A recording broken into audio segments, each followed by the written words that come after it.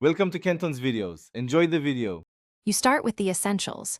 You need Ubuntu with sudo rights and the OVPN or provider files ready.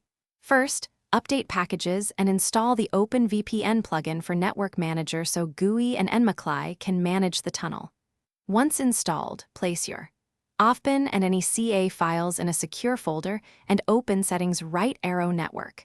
You're preparing the configuration store and tools. This first action lets you import a profile cleanly and avoid manual systemd or init edits later.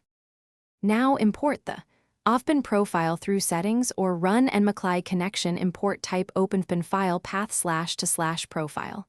OVPN.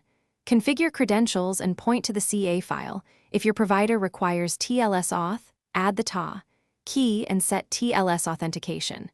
Make sure to enable DNS handling in IP4 settings so DNS leaks don't occur. Once done, bring the connection up with ensthy connection up your VPN name or flip the GUI switch. This step ties credentials, routes, and DNS so traffic flows through the tunnel. Finish by confirming the tunnel. Check IP route to see default via ton0 and verify public IP with curl ifconfig.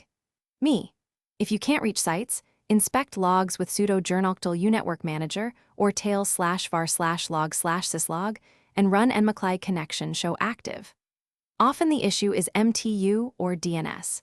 Set MTU to 1400 on the VPN connection or force custom DNS servers to prevent leaks. If authentication fails, recheck username/password and re-import the OVPN with correct file paths before retrying.